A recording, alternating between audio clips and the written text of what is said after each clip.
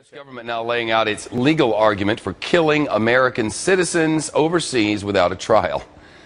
But what about targeting people on U.S. soil? Can they now kill American citizens inside the country?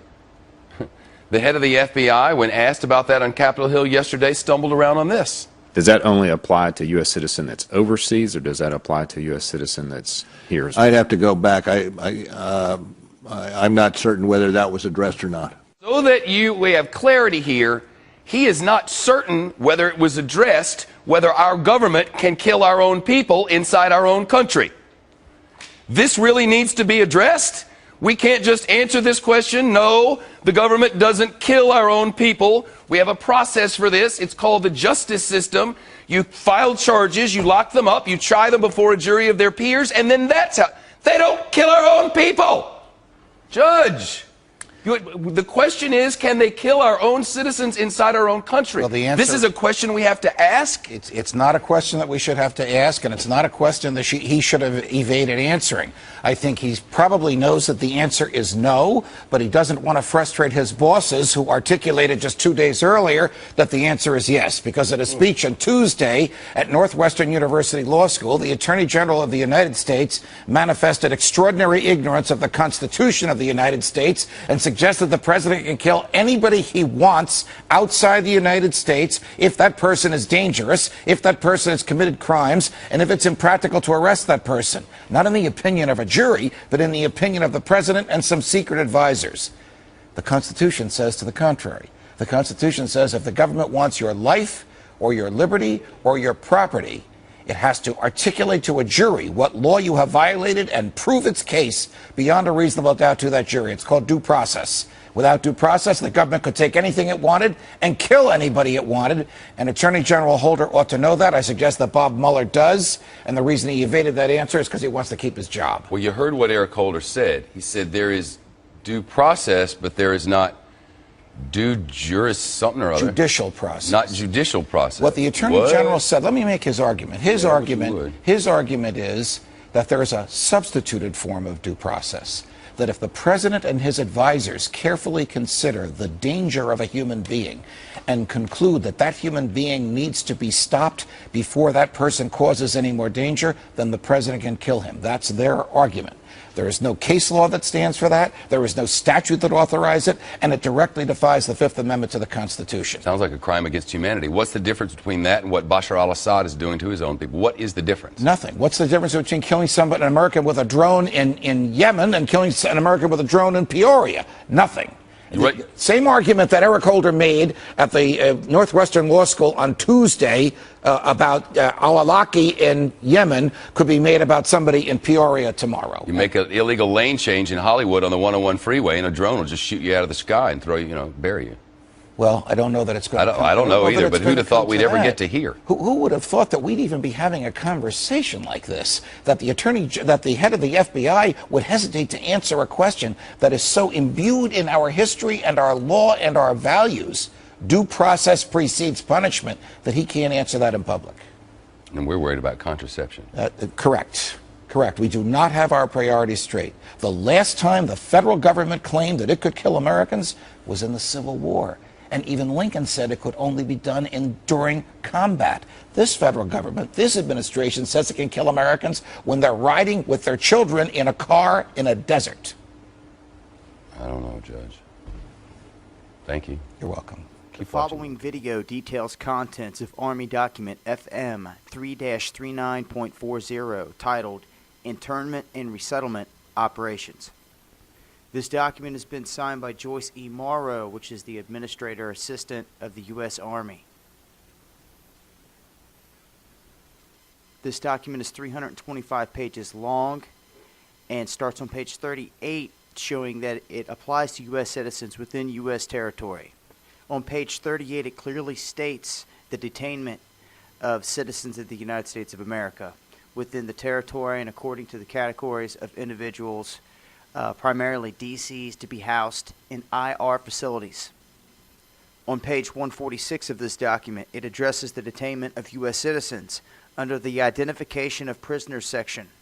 It states that the first, last name, and middle initial must be put on the first line, and that the prisoner's social security number must also be taken.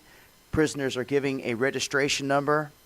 2 profile pictures are taken from the front, and fingerprints are taken according to AR 190-47. Included in these operations are organizations such as the Department of Defense, Department of Homeland Security, Fema, and the United Nations. On page 56, it states the duties of the Psychological Operations Officer, which identifies trained agitators and political leaders within the facility who may try to organize resistance or create disturbances, to develop and execute indoctrination programs to reduce or remove antagonistic attitudes, identifies political activists. On page 281, it goes into even more detail on how these PSYOPs are used to pacify the population and to ensure cooperation. Now on page 238, it gets into the conditions for the use of deadly force in the camps. And some of the justifications for the lethal force include to terminate an active escape attempt. Now that right there should show you that this isn't no peaceful, loving camp that they're sending you to rehabilitate and to get well. If you try to escape, they will use deadly force to terminate you, is how they put it. On page 244, it calls for the use of snipers during riots to, quote, scan the crowds for agitators and political riot leaders and fire lethal rounds if warranted. So they're used to scan these crowds, and if they think that you are a leader causing these riots in this crowd or agitating it, they can kill you. Now on page 260, it shows the basic layout for one of these camps. It depicts a tribunal area, holding areas, interrogation areas, and mortuaries. Each facility is designed to hold around 4,000 prisoners. Multiple layers of barbed wire wrap several of the internal compartments, and they also double wrap the outside of the whole facility, and it is protected by 24 guard watchtowers. On page 261, it depicts a civilian resettlement facility, which are designed to house 8,000 people. These facilities come with double barbed wire fencing around it with 16 guard towers of its own. Page 262, it shows us what the layout is for the facilities for non-compliant prisoners, designed to hold up to 300 prisoners with interrogation centers and is guarded by 13 guard towers. Now, there shouldn't be any question as to validity of some of these camps because we've seen them. Every camp is different. They are all across the United States, and the more you know, the better your chances of survival are. That's why we put this information out there in hopes that you share it with your friends, your family, with military, with people that are inside the police force, within your town, within your community, just to put these facts out there. These are downloads. I'll leave you links. They come from transcripts from official Army documents that show the layout of these facilities. And if that wasn't enough, they are even on GoArmy.com. They are putting up ads for jobs for these positions, which I will show you here in a moment. And as we look at GoArmy.com, we see since 2009 they have been posting spots for these positions. And currently, right now, they're still hiring. Internment Resettlement Specialist, 31E. And it also has an overview of the job duties. And you will have supervision of confinement and detention operations, external security to facilities, counseling and guidance to individual prisoners within a rehabilitative program, records of prisoners and internees and their programs. Keep in mind this was drawn up in 2010 and it was just recently leaked, and this is pre-NDAA, so before the National Defense Authorization Act. This was drawn up, and you will have a tribunal of people which you do not even know within this camp decide your fate and your future.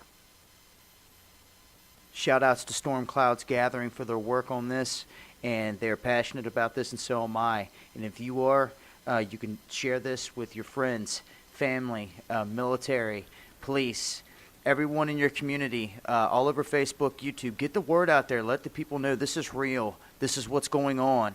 And spread the word. Knowledge is power.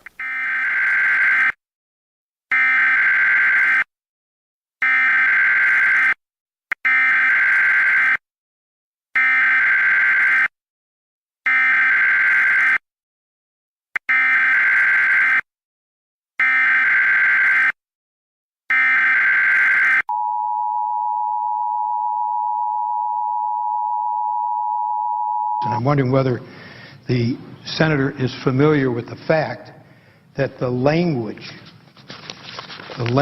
which precluded the application of Section 1031 to American citizens was in the bill that we originally approved in the Armed Services Committee, and the administration asked us to remove the language which says that U.S. citizens and lawful residents would not be subject to this section. Is the senator familiar with the fact that it was the administration that asked us to remove the very language which we had in the bill which passed the committee, and that we removed it at the request of the administration, that would have said that this determination would not apply to U.S. citizens and lawful residents? I'm just wondering, is the senator familiar with the fact that it was the administration which asked us to remove the very language, the absence of which is now objected to by the senator from Illinois? I'm familiar now because the senator from Michigan has shared that fact with me.